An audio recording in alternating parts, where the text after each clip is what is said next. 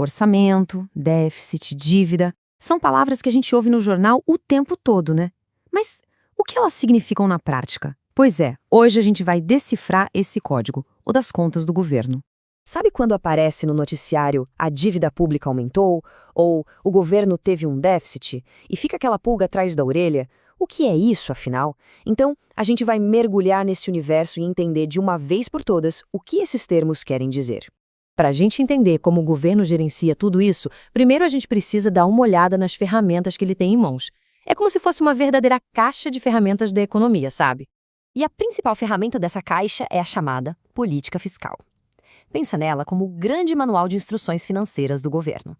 E aqui no Brasil, em nível federal, quem está no comando desse show todo é a Secretaria do Tesouro Nacional. Essa política fiscal funciona com base em 3 instrumentos principais: impostos, que é o que a gente paga, gastos do governo e as transferências. E qual a diferença entre gasto e transferência? Bom, gasto é quando o governo, constrói uma estrada ou um hospital. Ele está comprando um bem ou serviço. Já as transferências são tipo o Bolsa Família. O dinheiro vai direto para as pessoas sem uma contrapartida imediata de um produto ou serviço. Tá, mas e aí?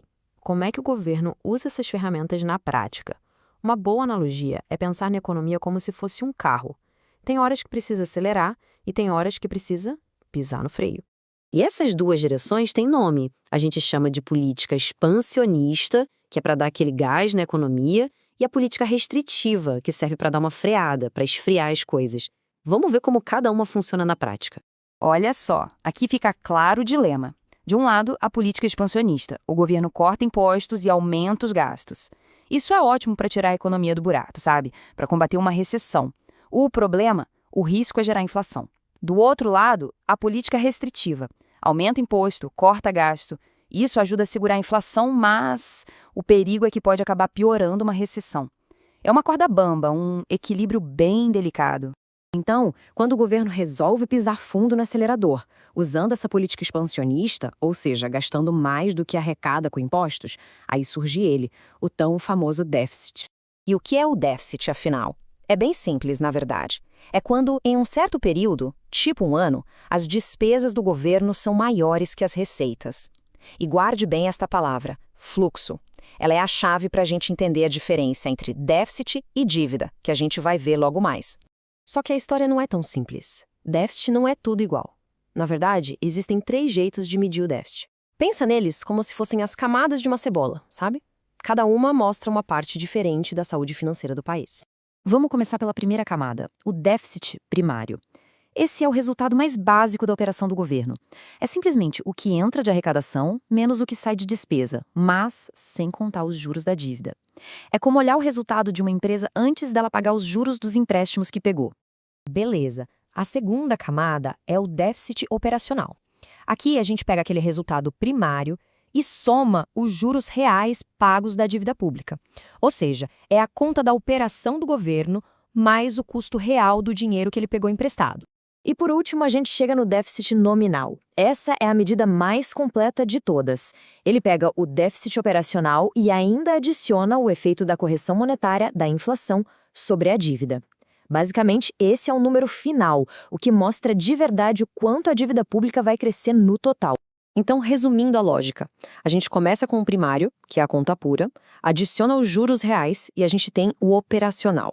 Adiciona o efeito da inflação e a gente chega no nominal. Cada camada dessa vai deixando a foto mais completa. Certo. Então a gente já entendeu o que é o déficit, que é esse resultado de um período de um ano. Mas e a tal da dívida pública? Aquela que aparece toda hora no jornal. Como uma coisa se conecta com a outra? Lembra que eu falei para guardar a palavra fluxo? Então, pensa num salário. Ele é um fluxo, é o dinheiro que entra todo mês. Agora, o saldo da conta bancária. Isso é um estoque. É uma foto do dinheiro que está lá acumulado no momento específico. É exatamente essa a diferença. O déficit é o fluxo, a dívida é o estoque. E essa imagem aqui ilustra isso perfeitamente. Imagina uma torneira enchendo uma bacia. O déficit de cada ano é a água que está saindo da torneira. É o fluxo. A dívida pública é toda a água que já se acumulou dentro da bacia. É o estoque. Ou seja, os déficits de cada ano vão alimentando e fazendo o estoque da dívida crescer. E para cobrir esse rombo, esse déficit, o que o governo faz? Bom, ele tem algumas opções. Poderia aumentar impostos ou imprimir mais dinheiro, o que é bem perigoso e pode gerar uma superinflação. Ou, a opção mais comum, pegar dinheiro emprestado. E é aí que entra a emissão de títulos públicos, que é o que de fato faz a dívida crescer. Isso tudo nos leva a uma pergunta fundamental, né? Afinal, quando é que a dívida vira um problema de verdade? Como a gente sabe se ela já está grande demais?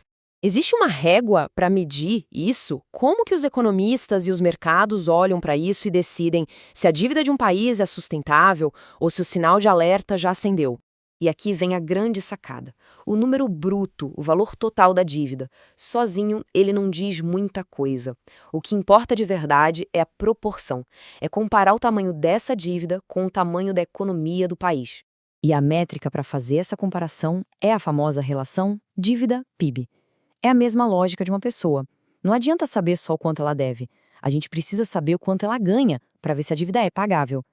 Nesse caso, o PIB, o Produto Interno Bruto, é como se fosse a renda anual do país.